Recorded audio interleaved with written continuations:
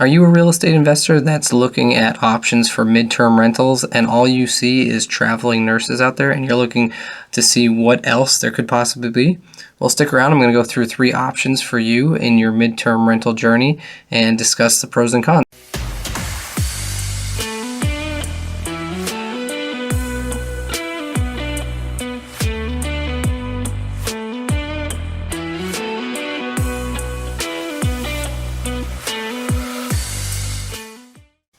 If you're new to the channel, welcome. My name is John Cummings. I'm with Better Homes and Gardens Cassidon Realty. My hope for this channel is to provide you with any information that could be beneficial to you to help you with your real estate investing journey. And today I'm talking specifically about midterm rentals. It's become pretty popular in the past, 6 to 8 months. Especially because the short-term rental boom is kind of slowed down a bit with vacations slowing some. So individuals are looking at what could possibly be another solution to a long-term renter, and a lot of people are moving towards the midterm rental space. So just so you know, a midterm rental is anything booked 30 days or further out than that. So anything below 30 days is considered short-term. Anything 30 days or longer is considered midterm rental. So typically when I see people looking in the midterm rental space, first thing that comes to mind is traveling nurses. And for good reason, because we have a shortage of nurses out there. In fact, most of my family are nurses. All the women in the family women in my family are nurses. And I even spoke to them about this, and they say, yeah, it's a very very trendy thing. A lot of nurses, especially younger nurses that are getting into the space, are looking to travel throughout the country and do live where they want to live, and it's easy for them to get a job in a lot of hospitals because of the shortage. Especially with everything that happened with COVID, they're getting paid a lot of money to move to different states, and a lot of their expenses are being covered, including housing. So that's where we came up with a lot of these sites like Furnish Finder, or they even have specific ones especially for traveling nurses. But I wanted to just give you some additional options rather than just focusing solely on traveling nurses, because if everybody's kind of doing that, obviously it's going to take away from your edge, your little niche, right? So if you could find something that is just a little bit off the beaten path, it's going to give you that leg up. So the first one that I wanted to talk about is similar to traveling nurses, but there are slight differences that are important to consider, and that's traveling physical therapists or physical therapist assistants. So actually, one of my good friends is a physical therapist assistant, and his wife is a physical therapist, and they've been traveling for the past 7 or 8 years. They've gone to Hawaii, they've gone to Arizona, they've gone to California, they're in Florida.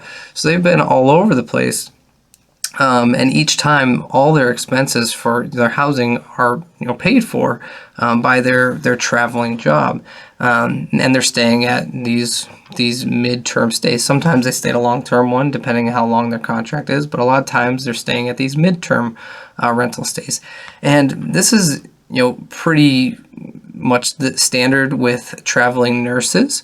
As far as how much rental income you could expect, and typically like $3,000 to $4,000 a month, depending on the area, of course. But $3,000 to $4,000 is pretty common. You might get a little bit more than that for the midterm, and it is a premium versus the long-term rental. And that's most of the reasons, because the companies are actually paying for their workers to stay there, and it obviously attracts physical therapists and assistants to their company if they're paying for the housing.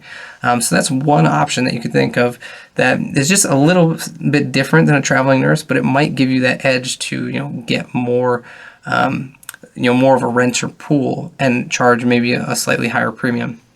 The second one I want to go over, and this is a little bit odd, but it is very lucrative if you can get the continuous flow of clients, and that's families that are being displaced from their home. And I don't mean from insurance companies, because that's another route you can go down. But what I'm specifically talking about are people that have to move out of their house because maybe they're moving into a different house, maybe they're looking for a new home, maybe they had to move into a different state and they're still looking for a home. This is great for people that are buying and selling their house at the same time.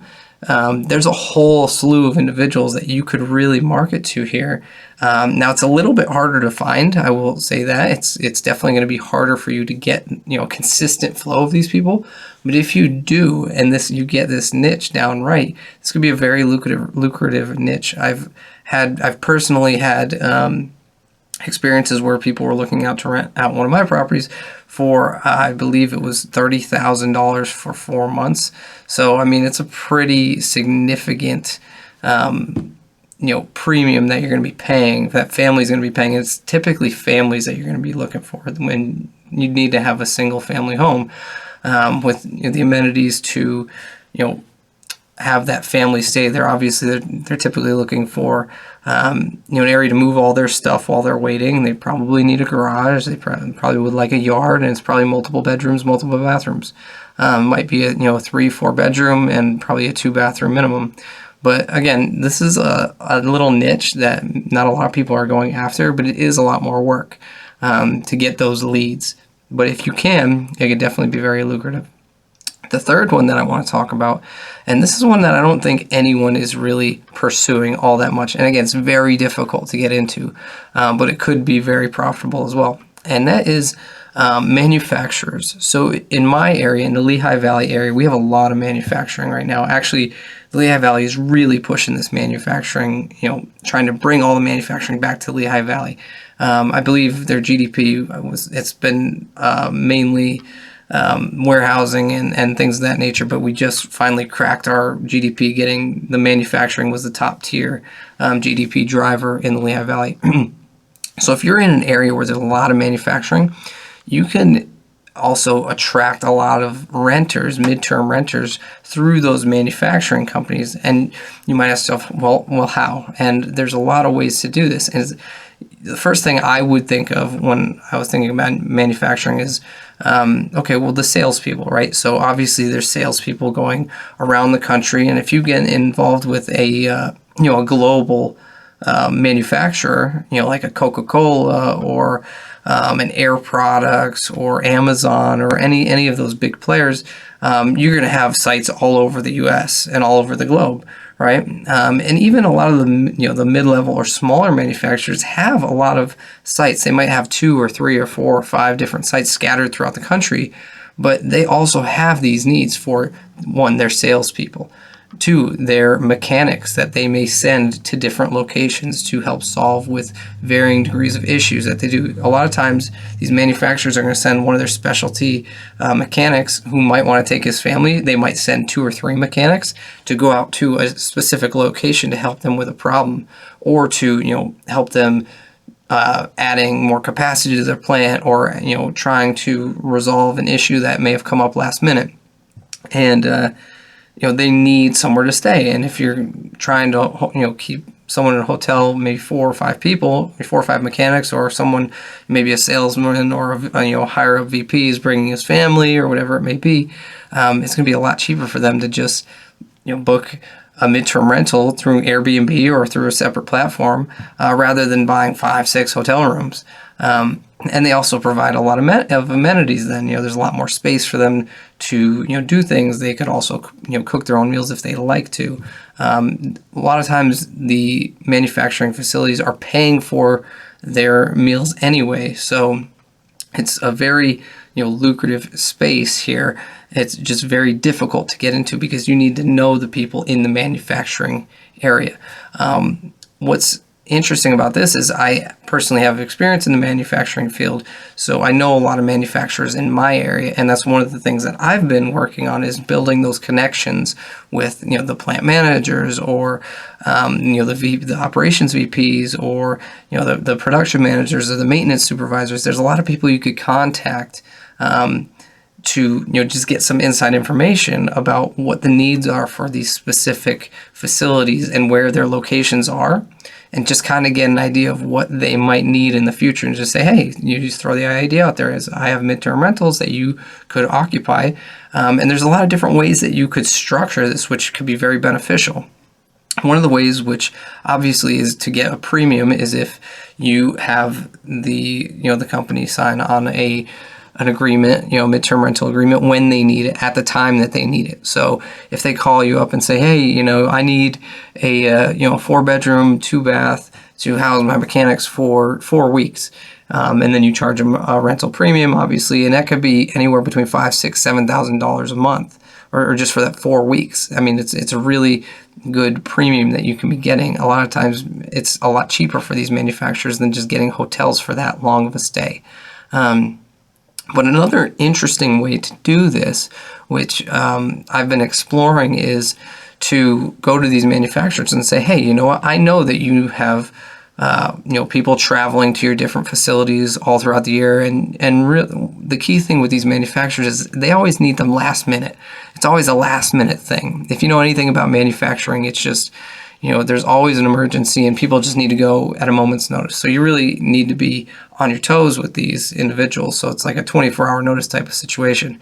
But if you go to a manufacturer and say, hey, I will hold my property for you for the entire year if you just pay me a long-term rental rate, maybe a slight premium for holding it, and all they need to do is just give you 24 hours notice, and bam, they can go whenever they want.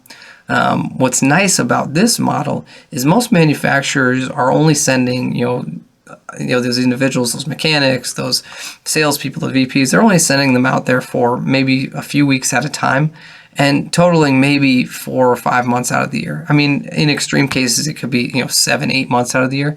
But realistically, you have a property that's getting you a full rental rate for an entire year, but you only have somebody occupying it for maybe half of the year.